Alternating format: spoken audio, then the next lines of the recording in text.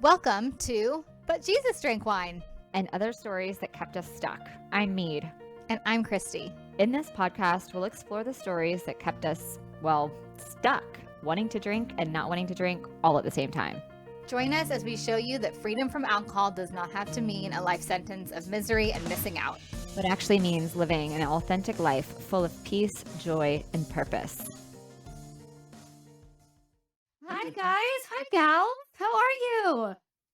Hello. Hi.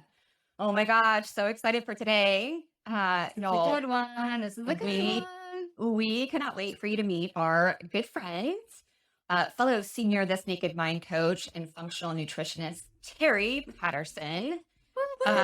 She is here with us today. First of all, can I say that we've coached in several groups together. We've led people through these year-long group coaching programs. And whenever they're done and then I don't get to hear from you on a regular basis, Teri, I have withdrawal from your laugh. Your laugh is my most favorite thing in the entire world. Anybody else out there that knows Teri, I'm sure is agreeing with me right now. But so I'm excited to get that laugh here today and also to, get into this hot topic of sugar and why am I craving sugar when I'm, starting out alcohol free, and what does that look like? So we're excited to have you. Thanks for being here. Well, thanks for the offer to come and chat with two of my favorite ladies. And yes, it is really fun to get to coach together in these programs. And we, in fact, the three of us are going to be part of a new little group where we're going to do less solopreneur and more collaboration and just intersecting with each other, because part of the beauty of coaching is connection. And that is one of the things that is so powerful in any kind of change you're trying to make. So whether we're talking about alcohol-free living or sugar, connection and accountability and community and people who are also saying me too, sharing best practices is such a big part of it. So I love that you two are doing a podcast together. Of course, I have a solo podcast, but any way we do it, having this conversation is really fun to do collaboratively. So thank you again for inviting me. Yay. Well, let's just dive right in. I am hosting is that the right word? I'm doing a dry January group of gals right now who are so awesome. Shout out to my dry Jan girls. And one of the topics that keeps coming up in our group WhatsApp, and actually it's pretty much come up with, I feel like every client, right? Is so what do I do about these sugar cravings? How can I prevent them? Are they going to last forever? And why are they happening? All of that good stuff. I know, Teri, you and I have talked about this before on my Instagram, but I would love for you to just give your amazing knowledge on all of that. And tell us all the things about sugar. Sure. Well, it's really interesting. There's a couple of different things happening. There is this dopamine response that we have. And then there are the same ways we reach for sugar where we used to reach for alcohol, which comes to those sort of unmet needs. And so we can talk about those two things. And then I think, is it going to last forever is also a really interesting part of the conversation. So let me just start by saying that our body needs sugar. So when we think about glucose, that is that quick source of energy. So our body is designed to crave glucose because if we think back to our ancestors and that fight or flight response was for safety, we had to have a way to get all of the energy that we needed in the split second to run for safety, basically. Like this is, out on the plains, you're hunting buffalo and they're charging you and you got to get the heck out of the way. And so when we think about sugar, we sometimes think it's bad that I crave sugar or that I want sugar or that I have sugar in my diet. And no, we are biologically wired to use sugar for that really quick energy. The problem comes when we have our modern diet where we have made sugar a part of almost every food. And so what happens, one of the things that happens is our palate just gets hijacked. If you notice this in your own, world, and I used to work in a high school. So one example was you'd see kids come walking in with a a chocolate frappuccino. Did they even make those? Maybe they're caramel. And then No, they totally still make them. yeah. And then a bag of hot flaming Cheetos. And you think they're eating that for breakfast. But their palate is so in tune to things that are hyper sweet, hyper salty, hyper sugary, hyper sour. And we lose our natural palate. And so anything to register that even tastes sweet, now we need something super sweet. So we've taken this natural mechanism of glucose is appealing because we might need it for energy, and we've turned it into something that is wildly different than the intention behind having energy. You do not need a chocolate frappuccino with whipped cream, extra whip. This was my son. This is how I know. A preteen. You do not need that in order to get energy. In fact, what it will do is it will create so much excess blood sugar that then you will crash. You will have less energy. So I think that's a good place to start, is that sugar is not the enemy. And we're never going to completely take sugar out of our diet. And I say that as somebody who does teach a curriculum to take a break from sugar. But we do it with the intention of, one, resetting our palate, two, taking out something that is in processed food. So if we're going to reduce sugar, we've got to get away from processed food and back to what we as nutritionists would call nutrient-dense whole food. So that is things without a label. That is things that are naturally sweet. One of the great experiments you can do at home, it's really simple. Take a tart green apple.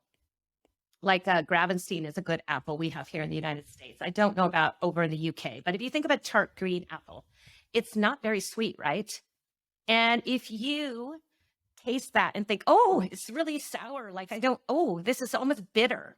And then we do this in my sugar class. And when we reduce sugar, or we take out sugar for just a period of time, short period of time, they will eat that green apple at the end of that time. And they'll be like, oh, it's sweet. It's delicious. I can now taste the natural sugar in food. So interesting. Yeah. And the other thing to notice too is that when we have artificial sweeteners, they can taste up to 1,200 times sweeter than the sugar that's in that apple. And this is why sugar gets all wrapped up into this craving, this desire, it doesn't taste sweet unless I eat the cake with the whipped cream. It's really interesting how much our palate has changed through just the, food culture that we live in and, the money that they make. And they actually interviewed people that worked with, creating new foods and creating a craving and a desire for these new foods. And they have something called a bliss point. And it's actually the right amount of salt, fat, and sugar. And then you just crave it, crave it, crave it, crave it. So some of this is natural and some of this is very unnatural based on how our society creates food and how we use food and the type of processed foods that many of us eat. So interesting. So interesting. It's kind of like just taking it back to alcohol for a second, when you swear that you love the taste of a cold glass of white wine, but then you haven't had it in a while and then you go back to it. So many of my clients do that. They're like, I swore I love champagne. I swore I love cold white wine. And then they'll take a 3-4 month break, go back, and they're like, oh, it's horrible. Right? Because how did you say their palate resets, basically, right? Mm-hmm. Yeah, because alcohol really doesn't taste good in the beginning, although people will develop a taste for it. Just like you could develop a taste for flaming hot Cheetos, apparently. And that's an extreme example, right? But, the other mechanism that's important to notice when we look at this connection with alcohol and sugar is we see, like you said, Christy, your dry January group, we remove alcohol and then suddenly we're looking around for sugar and we find ourselves eating more sugar, or we find ourselves craving something and that becomes sugar. So we want to talk for a moment about dopamine. So dopamine is this wanting molecule. It's this knowing molecule. It's this neurotransmitter that, we can spike our dopamine when we have something that gives us this intense rush of pleasure.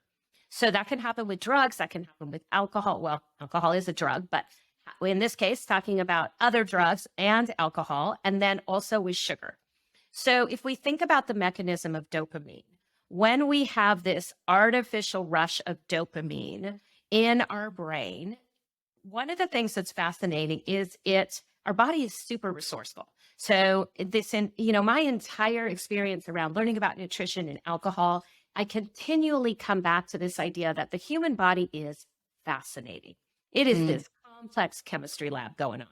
And so when we look at dopamine, if we are constantly artificially stimulating this dopamine molecule, artificially stimulating it again and again and again through, let's say, alcohol, then we remove if we're doing that, what happens is our dopamine receptors just kind of take a break. The body says, well, I don't need to have these dopamine receptors on high alert because this is happening all the time. I don't need to have these extra resources. So they turn off, they become dull, they become less sensitive. So it takes more alcohol to create this same sense of rush. And this is tolerance, right? Yeah. So when we think about it, we stop drinking alcohol and then our dopamine receptors have to reset. They have to get back to baseline where simple things bring in pleasure and we are starting to reset. So there's sort of this deficit in the beginning. The dopamine receptors are kind of dull and we're not drinking the alcohol. And so there's this little bit of this deficit. Well, what happens is there's sugar in our diet, just naturally, even if you eat an apple, right? So we have a little bit of sugar and our brain goes, oh, I remember that feeling. Do more of that. And so now we have this dynamic where we're like, oh, brain says, oh yeah, do that again. I want that. That feels good. And then the receptors are like, oh yeah, this all makes sense again. Don't need to turn the receptors on. No longer in deficit because there's sugar coming in. And so we have this sort of chemical place where we now have this dynamic of sugar. And people often want to say that, well, there's sugar in alcohol, and then this is why we're craving sugar. But that's not exactly how it works, because I want to say that for most of us, and certainly probably the three of us here, by the time I was over drinking, I was drinking plain vodka and ice. Like there's not sugar in that really, and so it's not like I was drinking 6 pina coladas and I was, addicted to the cream. No, Yeah. it was this dopamine response and the way that my body was getting this artificial hit. And so when we eat that sugar, the body is going to have that moment of knowing. And so this is where it becomes important to recognize what's happening chemically. And then to say like, okay, well, my body needs to reset so that the dopamine receptors are sensitive again. And so having some sugar is going to be okay. But when we overdo it with sugar, we're going to get caught in that same cycle, similar to what we did with alcohol as far as dopamine is concerned. Yeah. That is so good. So good. It makes so much when we're sense. beating ourselves up for having sugar, it's like, oh, well, of course. So let's stop judging ourselves and just use this knowledge to create a slightly different dynamic and just being aware of it. I remember when I stopped drinking, this was before I went to nutrition school. So I was drinking and then I almost immediately went to nutrition school when I stopped. I was eating more sugar when I first stopped drinking. And I told myself, because I was what I would call a wellness enthusiast. So I knew a little bit about nutrition, but I wasn't formally trained. I told myself, okay, I am going to eat a little bit of extra sugar for now, but I'm going to do it for a limited time. And so the question that you had, Christy, in the beginning about forever, well, that depends. Yeah.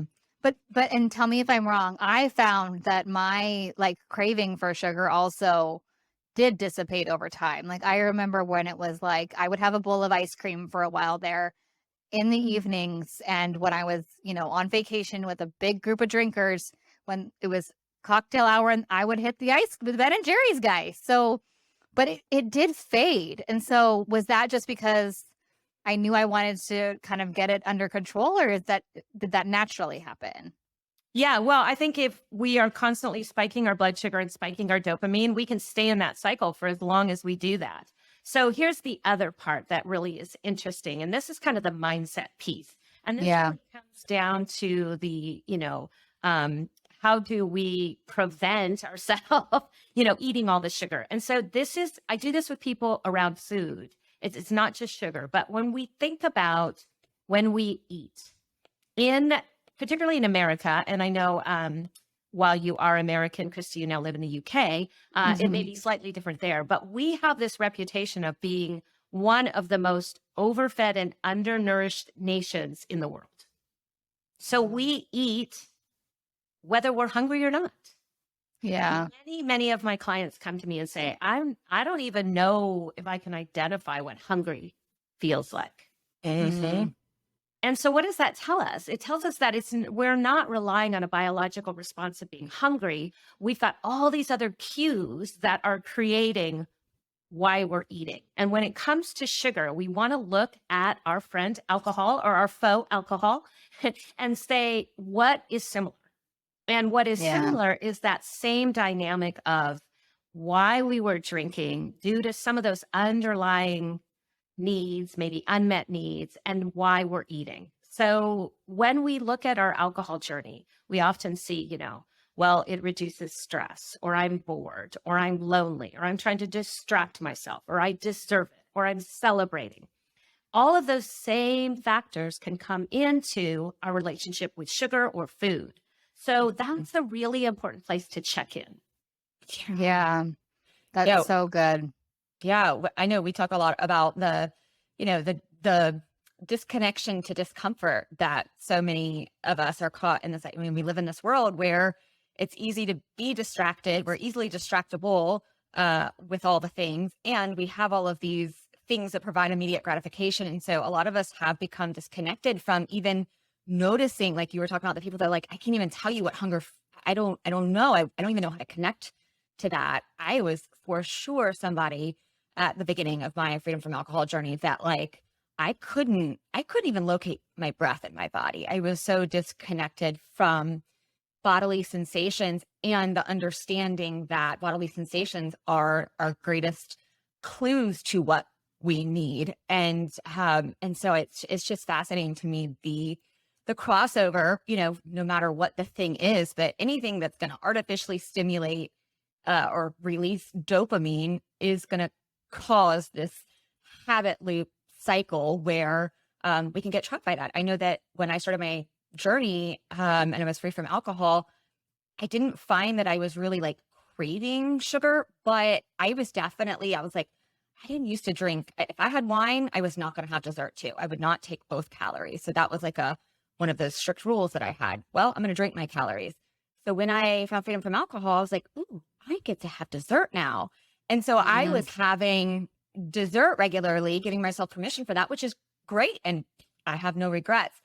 But I did also wonder, like, why am I not losing the 10 pounds that, I could have lost from, not drinking anymore. But it's interesting how getting into that cycle, I can see looking back that, once you kind of give that opening, like we do with alcohol, we give it this like little benign opening in our lives, how quickly it can become this cycle that we get caught in and then go, oh, like not only can I not figure out, that I'm doing this as a result of being uncomfortable or needing something, but now I'm just, I'm so far along the path of it and I don't know how to untangle it. So many fascinating things and all of that for sure.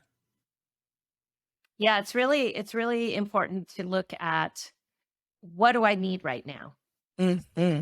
And we forget to ask ourselves that when we're in a moment of craving or we're just, like you said, disconnected from our body. And so what I like to help people do is just, if you find yourself just mindlessly eating or grazing or wandering in the kitchen thinking nothing really sounds good, it's really powerful to just say, well, gosh, let's just get grounded and centered for a moment and ask, what do I really need right now? Oh, I just bored.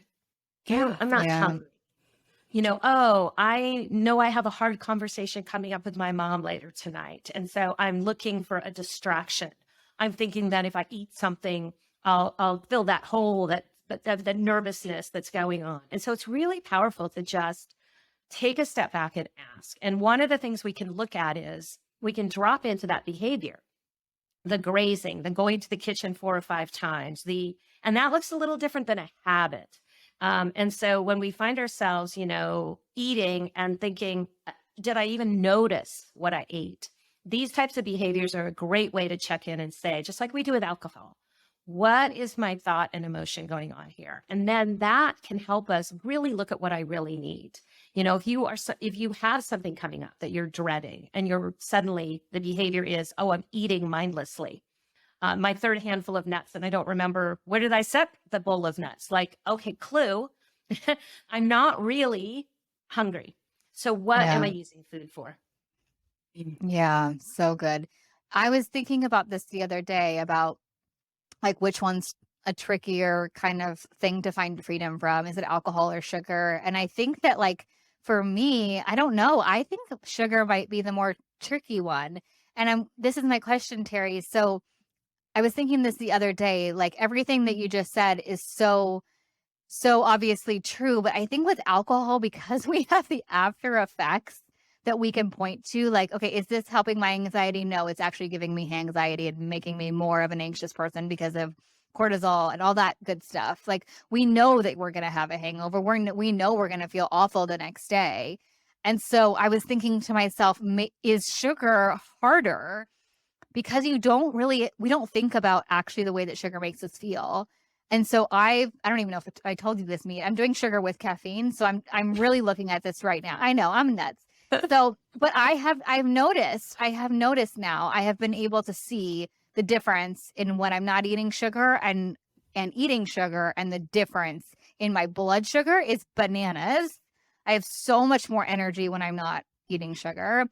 I like the stomach. I'm not going to go into my whole health history because that's boring, but you know what I mean? So do you think, I guess my 2-part question, is it harder because we don't have anything to point to like a hangover?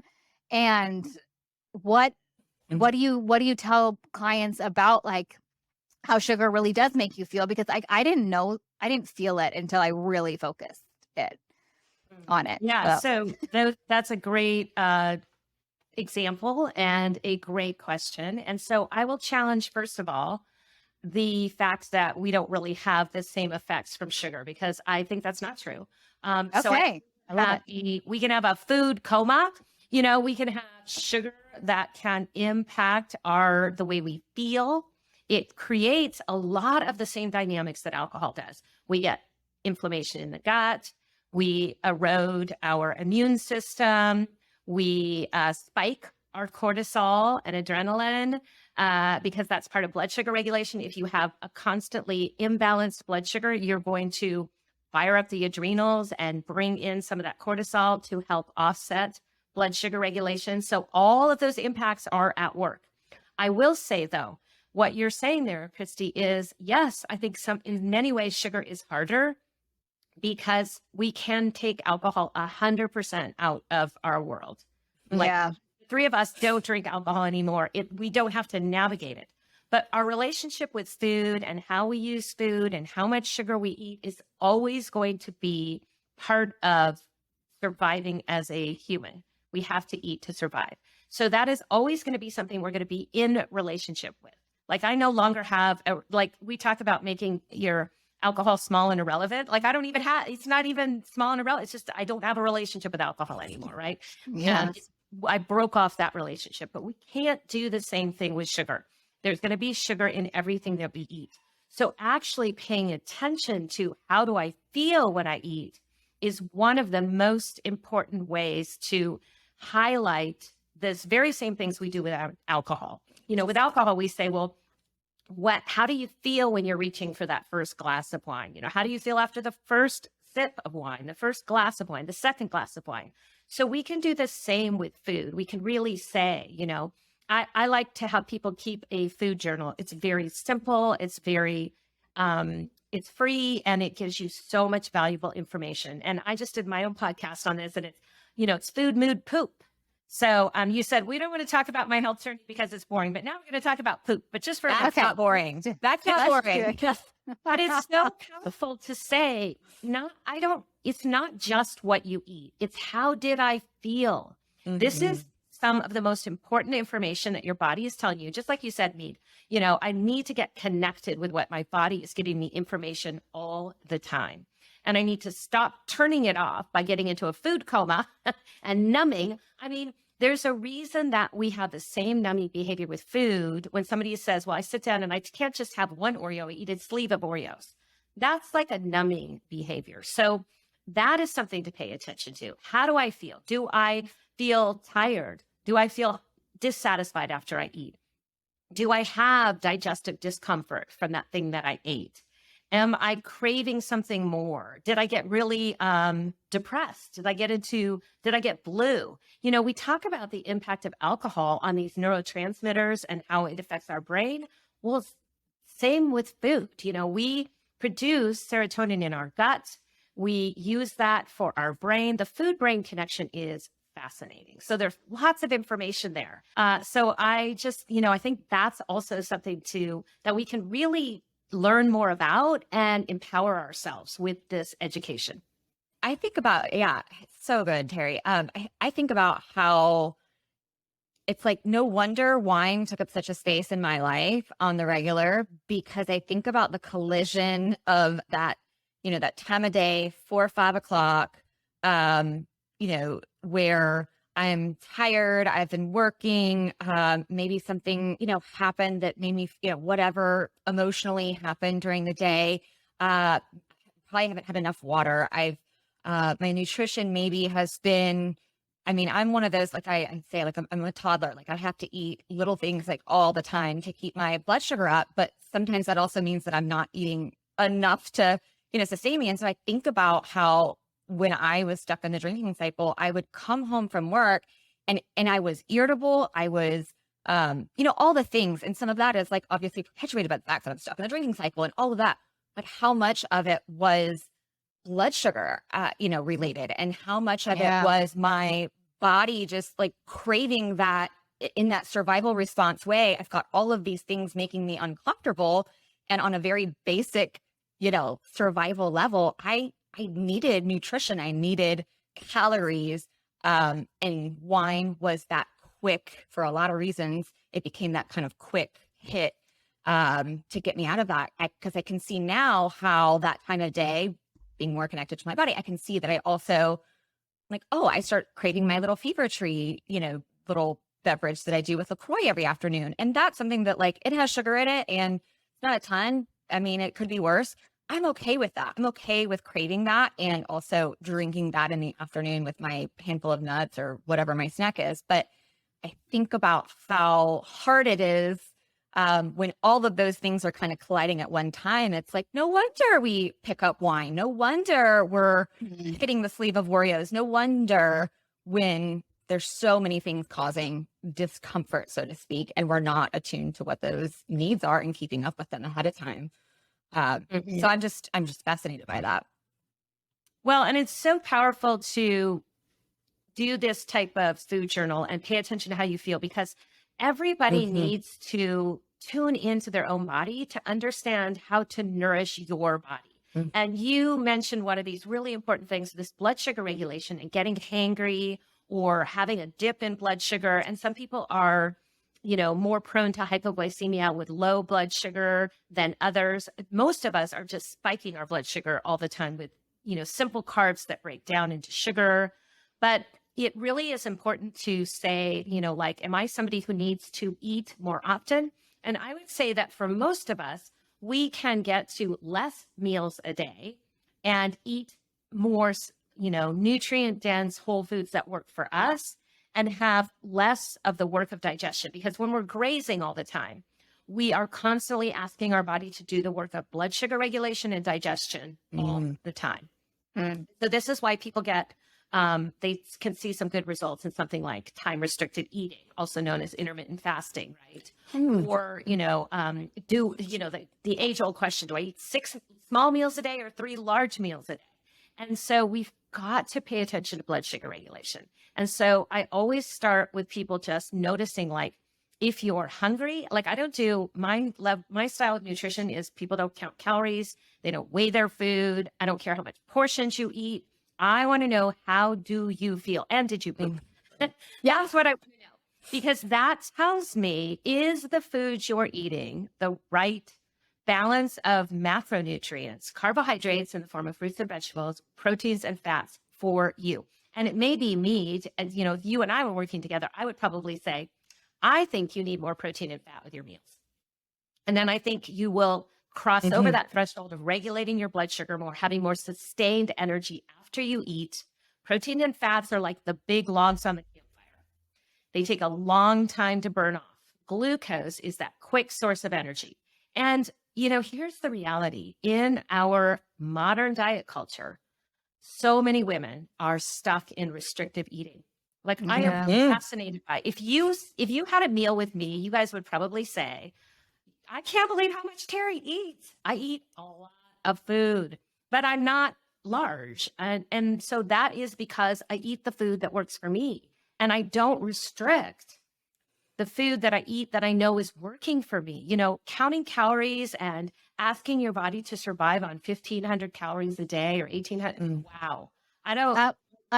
Not 1,200, 1,000, because I was doing that at one point. I was trying to stick to 1,000 at one point. And your body goes into starvation mode and says, do not, you know, use these calories at all. Like, we're not burning anything because I don't know when my next meal is coming from. And so I just was on a call on Sunday with another group. I was doing a nutrition presentation, and I talked about this idea that, you know, I'm like the anti-nutritionist because I'm not going to give you a meal plan, and I'm not going to give you, you know, portions. And she literally said, I think I want to cry. Nobody's ever said that to me. Yeah, because it's so liberating and so freeing for people that have been on diets their whole lives, like me. But let's say that was one of I always talk about these things that I found freedom from as a result of first finding freedom from alcohol. All of these things that I would have just been happy if it was just alcohol. Like that would have been enough. But I found freedom from all of these things afterwards. And the biggest freedom is within my relationship with food. I did not have I've always been, right there in that diet culture for the longest time before I got to that like huge pain point with drinking. Like I pretty much all the calories I was consuming, you know, the majority of the calories were coming from wine. I was really thin, not good thin at that point because I wasn't nourishing myself. And so to your point, connecting to our bodies, asking how we feel, it's the same thing we coach around with, you know, alcohol. It's like, start asking, turn to curiosity and start seeing how things are making you feel. And that way you're not, you know, locked into these like prescriptive, rigid, like I was. I would never have eaten white flour back 4 years ago, ever. And I don't try to eat. I mean, I don't want to eat it a lot, but I pay attention to what I'm eating and how it makes me feel. And I think that is so huge. So I love what you're saying about like, this is not about following a meal plan or, it's empowering that way. So, done you. I love it. Yeah, it is so extremely empowering. And I feel like, since Meade, you brought it up so beautifully, you know, like if you are coming from a place, because I think like a lot of women are, where you're struggling with both. I was desperate to hit a certain number on a scale. Same. I was desperate to be like teeny tiny while drinking so much. And so when I stopped drinking, I actually gained weight. And I beat myself up because I was like eating the ice cream. I was stuck in this shame spiral, right? And then I was like, why am I not that girl? Like I stopped drinking. I should have dropped 10 more pounds. And I was like, why didn't I get thinner? And then and I actually wrote about this on my website because I just felt like somebody had to say it. Like, it's okay to quit drinking and gain weight. Like, it's okay. Especially if you're going about it like the way that Teri's teaching us in eating nutrient-dense foods, because I think there's this huge stigma that you quit drinking and you know, that's a reason to quit drinking even is to lose weight. Like I hear that a lot too. And it's just like, let's just try to get healthy, guys, in our minds first. Yeah, that's such a Right? good point. And, you know, it really is a misnomer that alcohol and calories is going to equal weight loss. Because again, let's go back to this fascinating chemistry lab. Our body is not a balance scale. And so it's not calories in and calories out. It is hormones and blood sugar regulation and sleep and gut health and probiotics and prebiotics and digestion. And all of these things are going to impact. So it took about a year for me to get to the weight that I've now been on for my alcohol-free journey. I'm over seven plus years now, 7 years, some months. And so it took a year for me to actually get to, I lost some weight and I was overhauling my diet at the time because I was in nutrition school. But I noticed that it wasn't like I instantly lost weight. And now you might be a person that does happen because you are maybe not craving certain foods when you're not drinking. Some people, you know, eat more junk food when they're drinking, or they eat hangover food. And so changing that dynamic might result in some weight loss. But, you know, what's so fascinating, I listened to a podcast a couple of years ago, and they were talking about BMI, body mass index, right? That's just a made up marker that is arbitrary. Like there's no science behind it. And so it's like, wait, someone just put this arbitrary number out there and now we're all trying to not be obese. And it's such a disempowering philosophy when it comes to how do we love our body? How do we be in relationship with our body? How do we honor this amazing chemistry lab? And one of the things we do around alcohol is, you know, I think in the methodology that we all learned from This Naked Mind is we can write a letter to our body saying, thank you. Thank you for showing up, even when I was throwing up. Thank you for getting me through those rough days, those hangover times. Thank you for not developing, you know, a life-threatening disease. And some people do, but the body is amazing at repairing, you know. And so we also need to think about it when we think about on a daily basis, like, thank you for my legs walking me across the room. Thank you for my arms that hug my grandchildren. Thank you for, you know, my nose that can smell my new puppy, that new puppy smell, you know. And we forget sometimes when we get into a battle with the very thing that is sustaining us. And it's, it's challenging. That's what I was So good. I was just thinking when you said, I was just thinking when you said BMI and the number and all of that, it's like when we get into calorie counting and, you know, the number on the scale, all of that data appeals to our, like, you know, our left brain that's all into the, like, where's the problem? Let me solve. And so we're actually the things that we're using we think to help us get out of, you know, that are like with these numbers, you know, and being in this certain range or whatever is really that thing that's also keeping us stuck in that, because as long as we're kind of like wrapped in those numbers, we're not necessarily connected to the body's wisdom and what the body is telling us. It's so fascinating to me to think about it from, you know, that kind of zoomed out lens and see where, well, no wonder it's so hard and no wonder diets don't work, because we're perpetuating the problem. You mentioned the shame and blame that we all know keeps us from learning anyway, keeps us from being in that, you know, open space. So, gosh, I love this conversation so much. It's like, yeah, we've diverted a little bit from sugar. Well, we knew that was going to happen. We knew that was going to happen. I'll say, you know, a couple of takeaways, things for that we can do in the moment that I think are really helpful is, so when you find yourself wanting to eat something and you're not hungry, I want you to think about starting with a glass of water.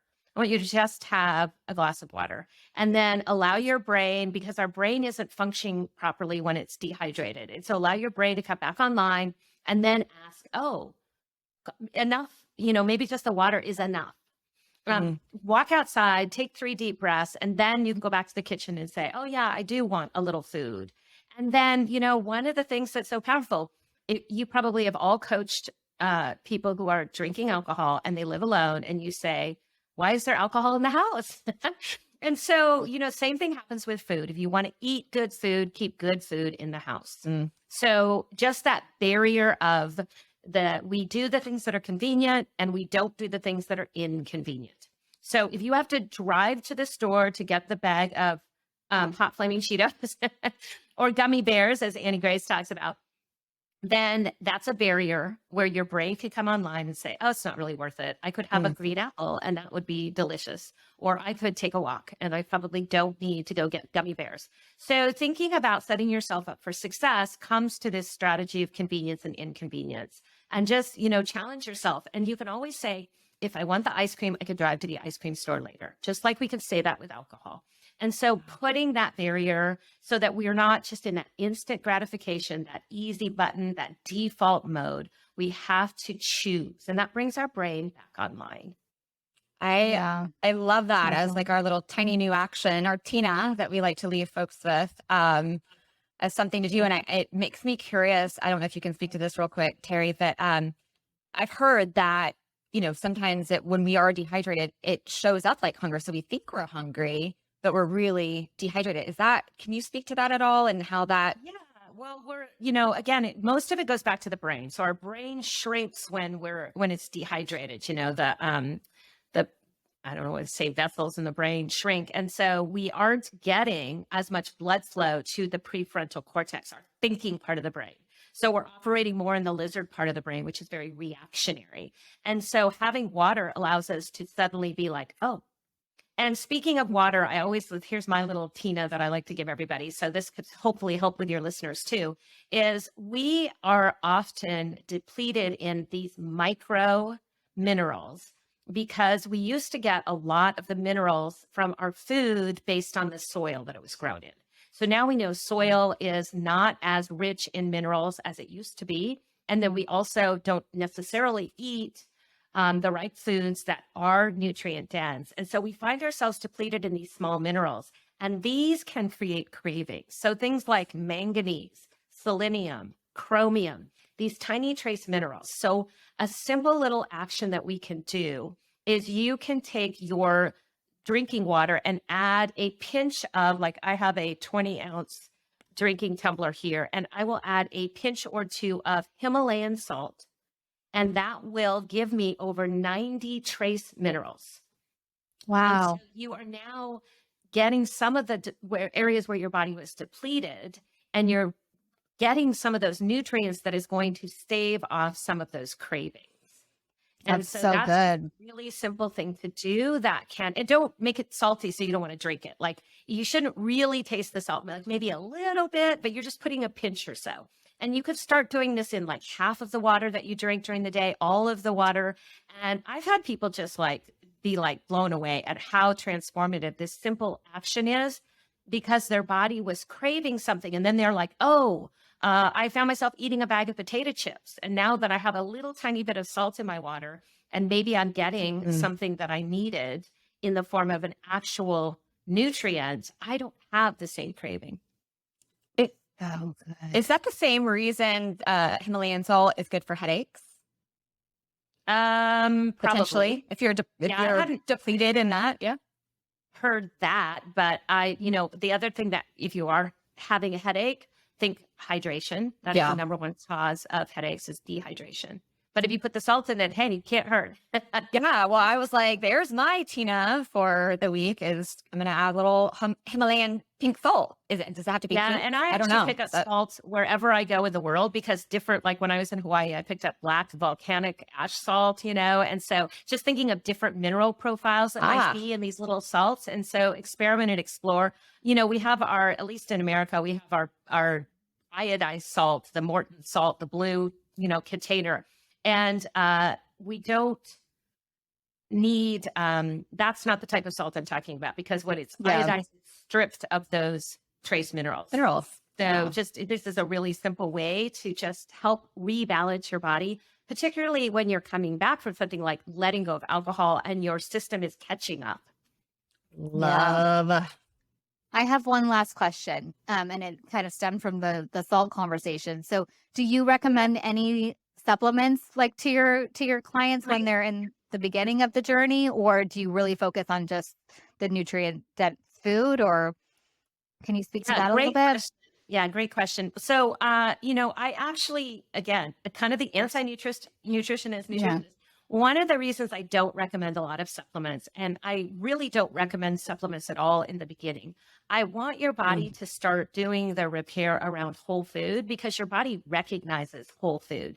And if we think about it, we've had some impact with our liver. We've overtaxed our liver when we've been drinking due to processing the toxins in alcohol. And then also we're doing the work of digestion, when digestion gets disrupted from alcohol drinking.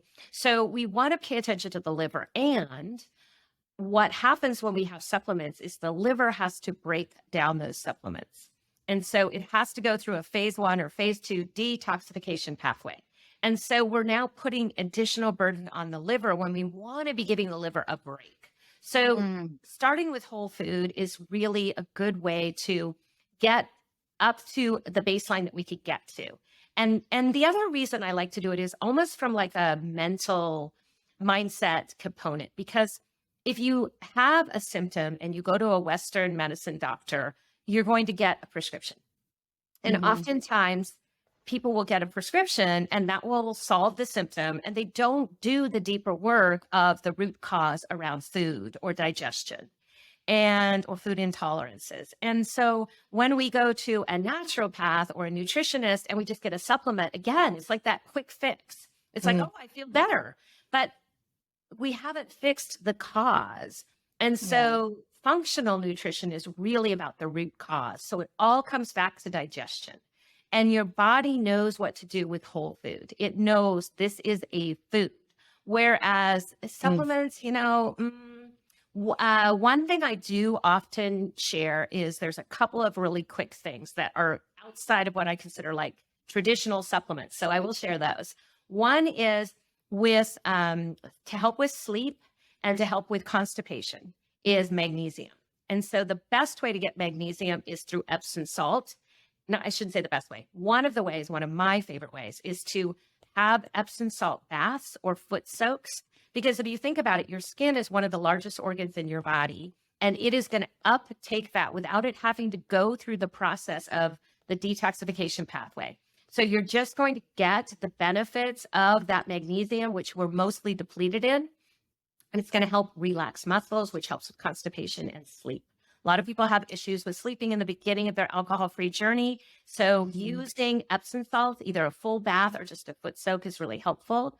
And then gut health, we want to eat fermented foods, and you can use apple cider vinegar as a digestive aid.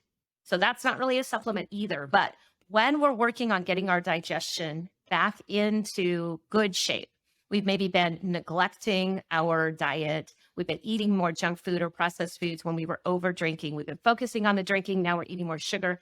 Maybe our gut needs a little bit of reset. So we can use apple cider vinegar as a digestive enzyme. So diluting apple cider vinegar in water, about a half a teaspoon in about 8 ounces of water, and drinking that 15 minutes before a meal can help with digestion. So those are sort of outside of the supplement. And other than that, just whole food. Love that. Oh my gosh. So good. I was like frantically taking notes so here on my Remarkable. It's so good. Go back and listen again and like transcribing it because there's so this is just so rich. Recorded. Yeah. Oh my gosh, Teri, thank you so much. Yeah, thank you. We so appreciate you. Well, and it's so much fun to talk about this because there is a lot of overlap and it is a common journey. And the other thing that we didn't really address, I'll just say as a way to wrap this up, is that if you have let go of alcohol and you're looking around and saying, now what? Doing a deep dive into your nutrition and just start with that very simple food journal. Let yourself go there and say, how much better can I feel? Yes. And that is often the next step that people want to work on. And it is a natural next step because I don't know about the two of you, but when I started discovering the beauty of living a life without alcohol, I now want to live the healthiest, longest life I can. It's so much fun. Yeah. It's so good. It's not just removing the things that don't serve me. It's what are the things that naturally resourced I can use to nourish myself in a way that allows me to continue showing up the way I want to show up. I mean, it's all part of that. Who knew? Teri, tell the people where to find you. Yeah, so my business is the Sober Nutritionist. Big surprise, right? And I have the sobernutritionist.com website. I am Teri.thesobernutritionist on Instagram. I have my own podcast called The Sober Edge. So And good. I work with people around nutrition. I work in alcohol-free coaching. And I also have my brand new signature program called The Self Experience, which is for women after alcohol. So that's a little bit about me. Word on the street is fantastic. I know people that are participating and they love it. So well done, you. Thank you so much for your wisdom, your generosity, and coming and sharing with us. And yeah, just so grateful for you as a friend and a colleague. And yeah, love you, Teri. Oh, thank you. Thank you both for the opportunity. And as you can already tell, I could talk about nutrition all day long. And we can might keep going. Yeah, we might have to have you back because I have more questions. So we'll have you back. Oh, great. Of course, anytime. Thanks, Teri. Thank you. Love you. Thank you so much for joining us again this week. You can find all of our episodes at butjesusdrankwine.com, and make sure you follow us over on the gram at Love Life Sober with Christy and Meade at I'm Not Sober, I'm Free. To learn more about what we do, you can visit our websites at meadhollandshirley.com and lovelifesober.com. Take a screenshot of this podcast and share it with a friend or two. And don't forget to subscribe so you don't have to worry about missing a single episode. And if you love what we're doing, please leave us a review on Apple or Spotify. This helps more women who are feeling stuck and alone in the overdrinking cycle to find hope and encouragement. Thanks, ladies. We so appreciate you. We'll see you next week.